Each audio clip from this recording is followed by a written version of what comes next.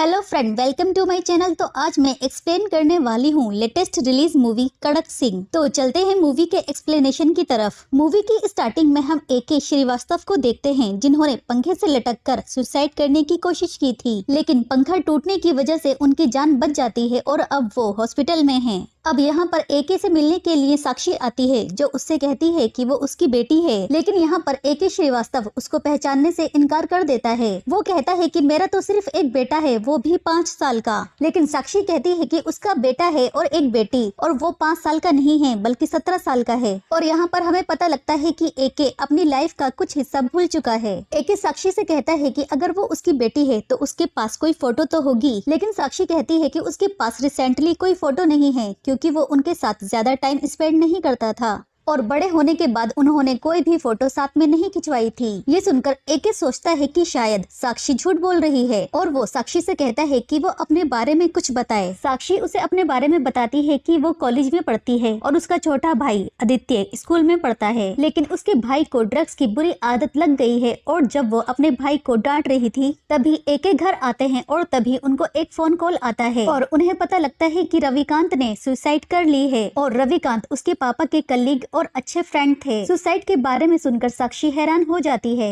अगले दिन साक्षी जब शॉपिंग मॉल जाती है तो वहाँ पर वो अपने पापा को किसी दूसरी लेडी के साथ शॉपिंग करते हुए देखती है, जिसे देखकर साक्षी अपसेट हो जाती है और वो वहाँ से चली जाती है। लेकिन वो इस बारे में AK से कोई बात नहीं करती, क्योंकि AK अपने बच्चों के साथ बहुत स्ट्रिक्ट था और इसीलिए उन दोनों भाई बहनों ने अपने पापा का नाम कड़क सिंह रख दिया था। अब अगली सुबह जब AK अपने घर से ऑफिस के लिए निकलता है तो वो साक्षी से कहता है कि वो आज रात लेट आएगा। अब ये सुनकर दोनों भाई बहन खुश हो जाते हैं। साक्षी अपने भाई से कहती है कि वो आज रात मूवी देखने चलेंगे। आदित्य कहता है कि ठीक है, वो उसे सिनेमा हॉल के बाहर मिल जाएगा। अब जब साक्षी सिनेमा हॉल के बाहर उसका वेट करती है तो आदित्य आता नहीं है। साक्षी उसके फ्रेंड को कॉल लगाकर आदित्य के बारे में पूछती है और उसका फ्रेंड साक्षी को आदित्य की लोकेशन बता देता है। साक्षी वहाँ जाकर देखती है कि आदित्य ड्रग्स ले रहा है। साक्षी आदित्य को लेकर वहाँ से घर आ जाती है तो आदित्य उसे बताता है कि उसने क्रिकेट पर बैट लगाई थी, जो कि वो हार चुका है और अब उसे 20,000 रुपए देने हैं, और अगर उसने ये पैसे उन्हें नहीं दिए तो वो लोग उसे बहुत मारेंगे। साक्षी अपनी सेविंग निकाल कर आदित्य को दे देती है और वो उससे कहती है कि उसे इस तरह के कामों से दूर ही रहना चाहिए। इसके कुछ दिन बाद साक्षी को पुलिस स्टेशन से फोन कॉल आता है, जहाँ पर उसे पता लगता है कि पुलिस ने आदित्य को पकड़ लिया है, क्योंकि आदित्य और उसके दोस्तों ने मिलकर उस लड़के को मारा था जिसके साथ उन्होंने क्रिकेट के ऊपर बैट लगाई थी। साक्षी पुलिस स्टेशन जाकर इंस्पेक्टर से रिक्वेस्ट करती है कि वो उसके भाई को छोड़ दें। इंस्पेक्टर कहता है कि अगर वो कुछ पैसे दे तो मामला रफा दफा हो सकता है। साक्षी पैसे देने के लिए तैयार हो जाती है। अब साक्षी पैसों का इंतजाम करने के लिए अपनी कुछ ज्वेलरी बेच देती है। अब इंस्पेक्टर का फोन साक्षी को आता है और वो उसे एक लोकेशन बताता है, जो कि एक होटल की होती है। साक्षी अपने एक दोस्त को लेकर उस होटल में जाती है। अब इंस्पेक्टर को पैसे देने के बाद साक्षी जब रूम से बाहर आती है तो वो वहाँ पर अपने पापा को किसी और औरत के साथ देखती है और इस बार उसके पापा भी उसे देख लेते हैं। अब साक्षी उनसे नाराज होकर वहाँ से जाने लगती है, लेकिन AK उसके पीछे पीछे आता है। AK साक्षी से कहता है कि जैसा वो समझ रही है वैसा कुछ भी नहीं है,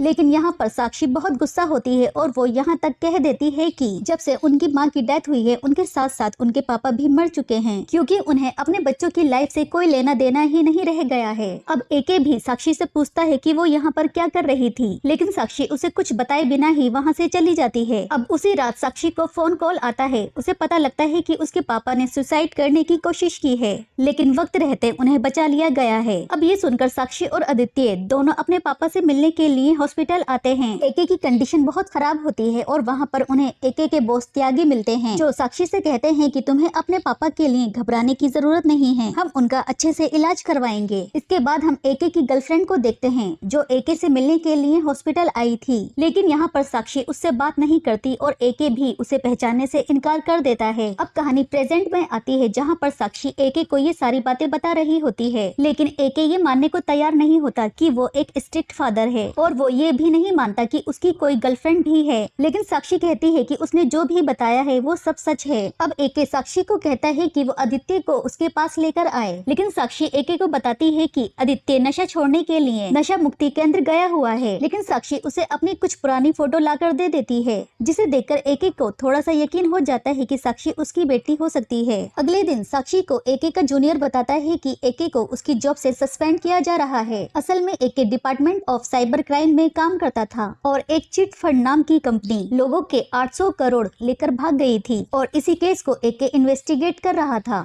लेकिन एके ने सुसाइड करने की कोशिश की थी और इसीलिए उसकी मेंटल कंडीशन ठीक ना मानते हुए उसे जॉब से सस्पेंड किया जा रहा था। अर्जुन साक्षी को बताता है कि सस्पेंशन को रोका जा सकता है अगर हाई कोर्ट में ये केस फाइल कर दिया जाए कि उन्होंने सुसाइड करने की कोशिश नहीं की है। अब साक्षी इन्वेस्टिगेशन करती है और पुलिस स्टेशन से साक्षी को एके का सुसाइड नोट मिलता है जिसमें लास्ट में एक लाइन खिंची हुई थी। साक्षी अर्जुन को बताती है कि उसके पापा सभी काम परफेक्ट करते हैं। उसके पापा ने सुसाइड नहीं की है बल्कि उनका मर्डर करने की कोशिश की गई थी। साक्षी अर्जुन को एके का सुसाइड नोट दिखाती है और वो कहती है कि जरूर इस लेटर को लिखते वक्त किसी ने उनके ऊपर अटैक किया होगा। अब यहाँ पर एके की गर्लफ्रेंड फिर से एके से मिलने के लिए आती है और अब यहाँ पर साक्षी उससे बात करने लगती है। साक्षी एके की गर्लफ्रेंड से कहती है कि आपको क्या लगता है क्या पापा सुसाइड कर सकते हैं? तो एके की गर्लफ्रेंड कहती है कि तुम्हारे पापा तुम्हें और आदित्य को कभी भी अकेला नहीं छोड़ेंगे। अब एके की गर्लफ्रेंड और साक्षी में दोस्ती हो जाती है। अब एके की गर्लफ्रेंड एके से मिलने के लिए जाती है और एके उससे अपनी कहानी सुनाने के लिए बोलता है और अब उसकी गर्लफ्रेंड उसे अपनी कहानी बताती है कि वो एक रेस्टोरेंट में अक्सर मिला करते थे और इसी तरह से मिलते मिलते वो एक दूसरे के साथ रिलेशन में आ गए थे। दूसरी तरफ हम देखते हैं कि कोर्ट में केस फाइल करने के बाद एके का सस्पेंशन रुक जाता है जिसकी वजह से साक्षी और अर्जुन बहुत खुश थे। वो दोनों एक दूसरे को पसंद भी करने लगे थे। इसके बाद हम देखते हैं कि एके के केस को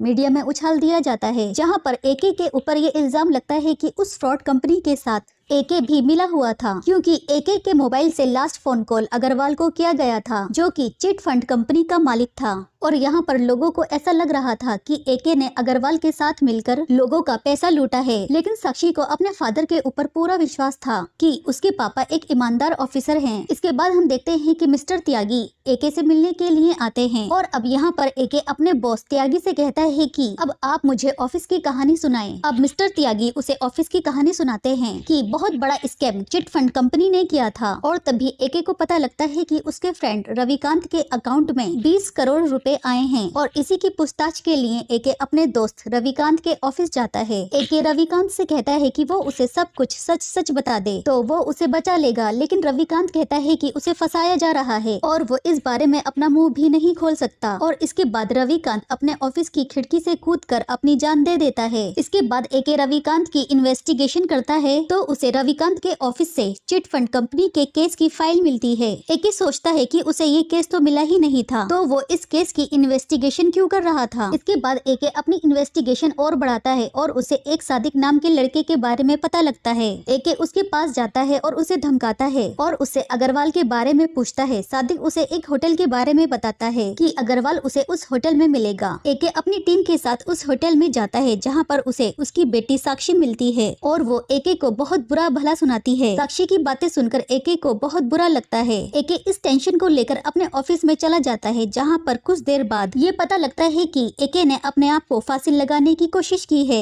इसके बाद सीन शिफ्ट होता है प्रेजेंट में जहाँ पर त्यागी एके को उसके ऑफिस की कहानी सुना रहा होता है। इसके बाद हॉस्पिटल में अर्जुन आता है और वो एके को बताता है कि साक्षी ने उसे बताया था कि उसके फादर कभी भी सुसाइड नहीं कर सकते और उस लेटर को देखने के बाद मुझे भी ये यकीन हो गया था। और जब आप साक्षी से झगड़े की टेंशन में अपने ऑफिस गए थे तो आपके पीछे पीछे सुभाष गया था और उसके फौरन बाद ही आप ऐसी हालत में मिले थे। और जब बाद में अर्जुन एके के ऑफिस में गया था तो उसकी खिड़की का टूटा हुआ नेट अब रिपेयर हो चुका था। मतलब कि एके के ऑफिस में कुछ लोग खिड़की से आए थे और उस खिड़की के नीचे ही एक मेडिसिन भी मिली थी। दूसरी तरफ साक्षी को चिट फंड कंपनी की फाइल में एक प्लम्बर का नंबर मिलता है और उस फाइल में सादिक के मोबाइल नंबर के साथ साथ किसी मंटू मानसिंह का नाम भी लिखा हुआ था। लेकिन साक्षी उस फाइल में प्लम्बर के नंबर को देखकर कंफ्यूज हो जाती है कि आखिर इतनी इम्पोर्टेंट फाइल के अंदर कोई प्लम्बर का नंबर क्यों ही लिखेगा। अब वो ये फाइल ले जाकर अपने पापा को दे देती है। अब एके उस फाइल को पढ़ने लगता है। दूसरी तरफ त्यागी को भी चिट फंड कंपनी के मालिक अग्रवाल का पता चल जाता है और वो अपनी टीम को साथ ले जाकर उसे जान से मार देता है। और न्यूज चैनल भी ये न्यूज चला रहे थे कि एके के मोबाइल से लास्ट कॉल अग्रवाल को की गई थी और अब लोग अपने पैसे के लिए एके के नाम का मोर्चा निकालते हैं। और तो और उसे कुछ लोग हॉस्पिटल में मारने के लिए भी आ जाते हैं। लेकिन वहाँ पर एक नर्स एके की जान बचा लेती है और उसे किसी सेफ जगह पर पहुँचा देती है। इसके बाद एके अपनी बेटी को कॉल करता है और वहाँ पर सभी लोगों को लाने के लिए बोलता है। अब त्यागी समेत सभी ऑफिसर एके के पास पहुँच जाते हैं और अब एके उन्हें बताता है कि उसने केस सॉल्व कर लिया है। एके सबको बताता है कि उसे कंपनी की फाइल से सादिक का नंबर मिला था और सादिक ने उसे बताया था कि अग्रवाल तो सिर्फ एक कठपुतली है जबकि